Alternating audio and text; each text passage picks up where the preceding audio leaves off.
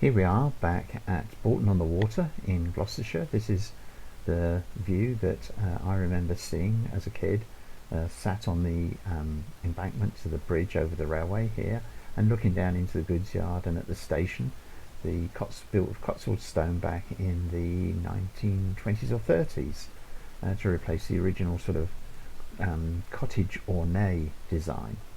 Anyway, this video is to show the recent additions to my range of private owner wagons, and I've arranged most of them here in the two coal sidings in Bourton-on-the-Water, and you can see there's quite a range. There's about almost 40 which I'm releasing this time, and these go together with the almost 100 which I released about a month ago or 6 weeks ago.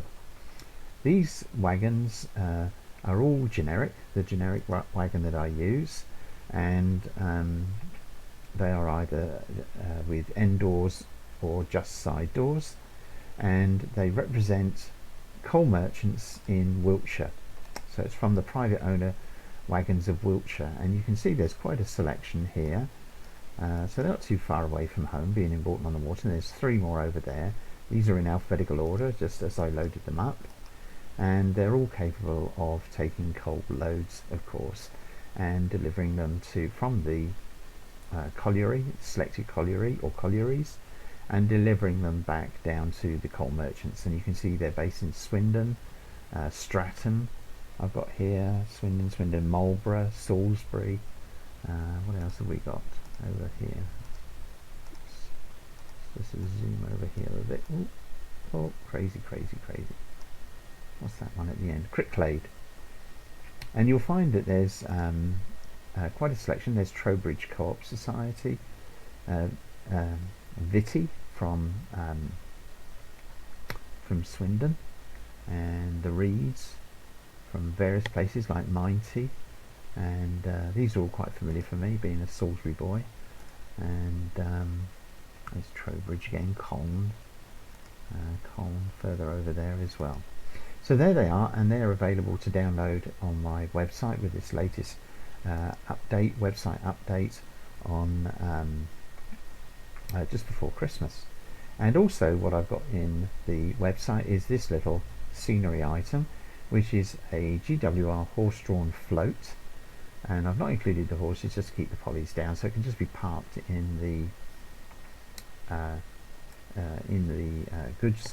goods yard.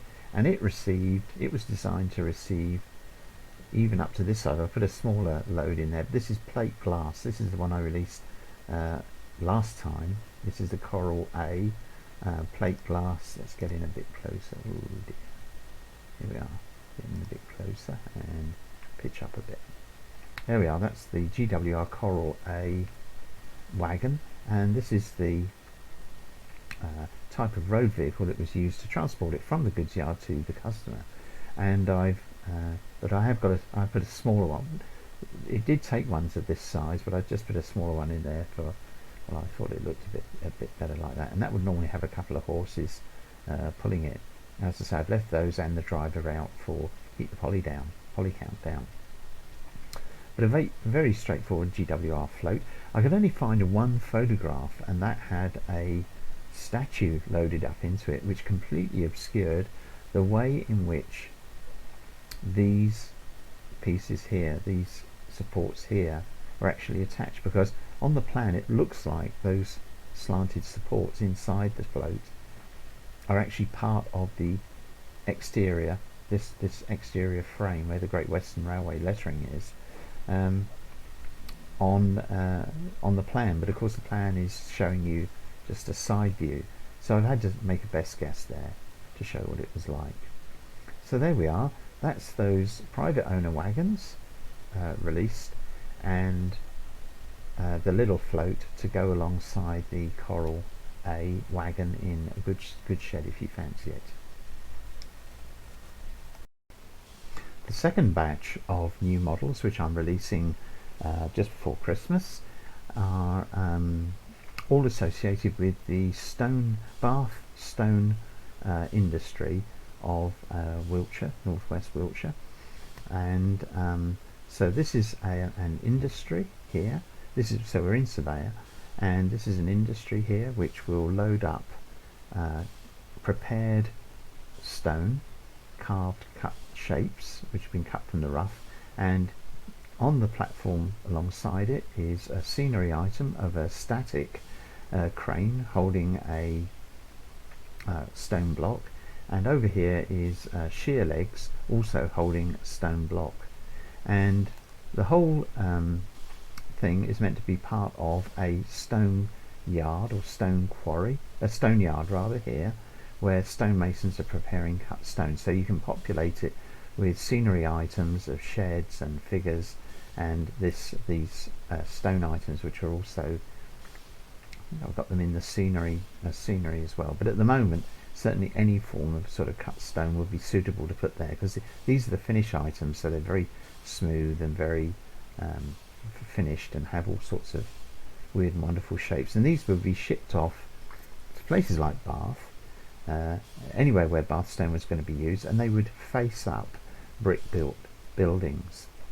And just going back here, so there's my Great Western Buffalo who's going to do the honours when we go into driver. And these are 4 private owner wagons operated by Bath Stone Firms, BSF, and Corsham Quarrying, Bath and Corsham Freestone Quarry. So they're all associated around the Corsham area where the main quarrying was, and these are set to receive those stone loads. And when I go into driver, you'll see that that's what they do. And also what I've modelled is a 2-foot gauge tramway, and the reason you'll see the reason why I'm showing you this in Surveyor first. First of all, I set it for 2 foot 6 inch repeats, so therefore it will do very tight curves without looking too bad. But anyway, because it is a tramway, you can get away with some really sharp curves. It's still a bit like a cogwheel, but it doesn't look too bad. I didn't want to do any less than that. Well, also as part of this stone quarry setting, a 2-foot gauge tramway ran from Corsham platform, the stone platform, loading platform, back to the quarry, and it was a horse tramway. So what I've done is I'm using John Whelan's draft horse that he has for pulling canal boats and such like along, and I've hitched it up to a little wagon, very much like the very simple wagons that we used on the tramway, and there's a stone block on top. And the thing, again, the reason why I'm showing you this in Survey is because this track does not suit any other form of rolling stock. So if, for example, let's just over on the right here is my list. It just happens to be alphabetical, of course. Well, there's a Trillian Dingle 3-foot gauge brake that carriage number 13. So if we were to put that on this track, and I drop down here, you'll see the problem. It's floating in the air. So this track is not suitable for any other 2-foot, or any other gauge, any other rolling stock that's built for trains, made for trains. That's because the whole track is lowered by about almost a foot.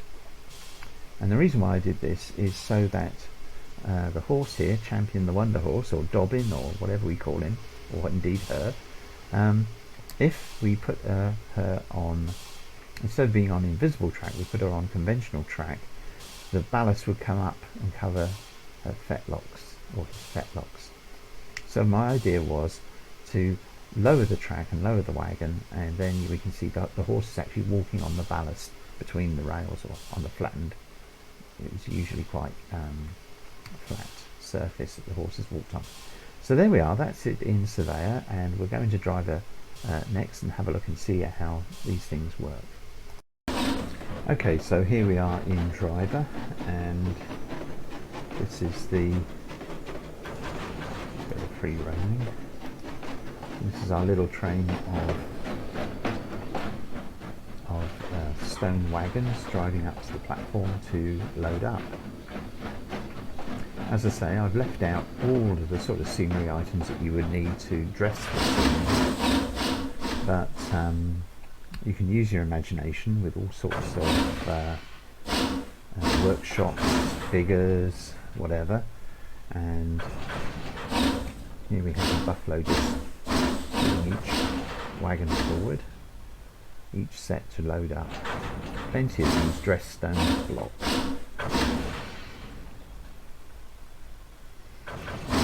And it should just go along now, and it'll just stop. I'm not trying to make this in any way particularly complicated layout or anything.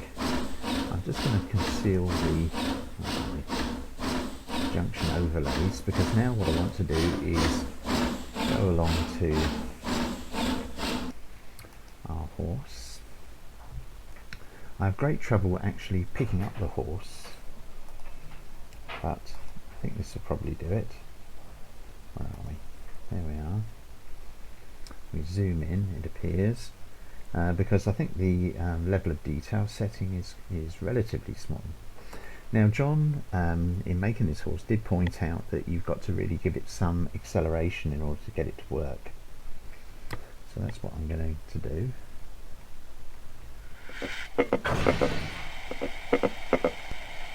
As you can see from the bottom right there, I've given it full excuse me, acceleration, which is probably a bit too much. And here's the little horse walking along along the tramway. The connection seems to change slightly. I thought I got it exactly right, but when it's stationary it certainly is correct. But you can see here then the little wagon quite low down, and here is Trigger or Champion or Dobbin or Red Rum or Arkle or any other horse that you might want. And what I would suggest is that you use a standard basic industry on a straight here to consume the square blocks that the horse will bring along to the platform. But I've not bothered to do that here. I've just made this a very straightforward demonstration just to show you the sort of thing that our friendly horse can do. So it works very well, and it's on quite a speed there, so it just treks along. And I'm sure you can find plenty of places where you can fit in a stone yard where rough blocks, and although that's quite square cut, I just wanted to keep the poly down again on the poly count down on the loads, where the blocks are delivered to be faced up and carved by the stonemasons operating somewhere here, and then the finished blocks get taken over to the platform where they get lifted by these wagons, and you can set other wagons to pick up the load if you wish. And I think there's actually trying to remember now, there's 8 load points on each wagon, so it's up to you if you want to put in some other load. So normally then our horse would pull up here at a basic industry track, and the load would come off, and then it would start up again, start pulling forward, and you need to put in a very tight loop to turn it round. One of the comments I think John made was the horse doesn't do reverse. Well, I did manage to get it to reverse, but it looks very strange indeed.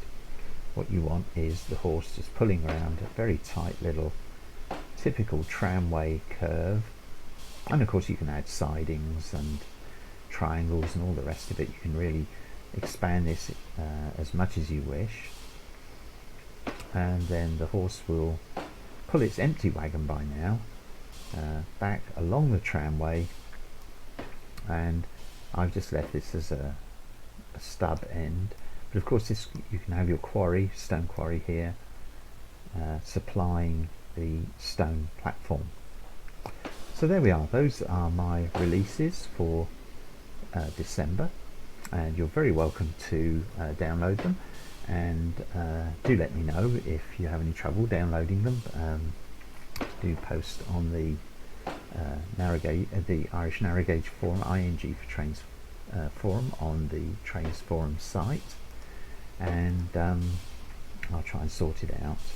There seemed to be some fun with the download buttons the last time I did the website, and they had to be separated and then redone. But it'll get done, and I can always always quite happy to email you CDPs or zip files with these models in. They're all freeware, and very welcome to use them as you wish, but of course no reskinning, no mucking about with my models unless you have my express emailed permission. So there we are. That's my release for December. So some private owner wagons, that little wagon for to go into a goods yard for the plate glass, and these stone wagons, a crane, shear legs, tram wagon, using John's excellent little horse there trotting along, which you will have to download separately from the DLS. The only other thing to say is please do subscribe if you haven't already done so, and do please look out for future models, which hopefully should be end of January, maybe into February. But I'm already working on a concrete pipes production workshop with an animated crane and lots of concrete pipes, which will be suitable for being picked up by some of my Great Western Railway wagons. But that's for the future. That's all for now.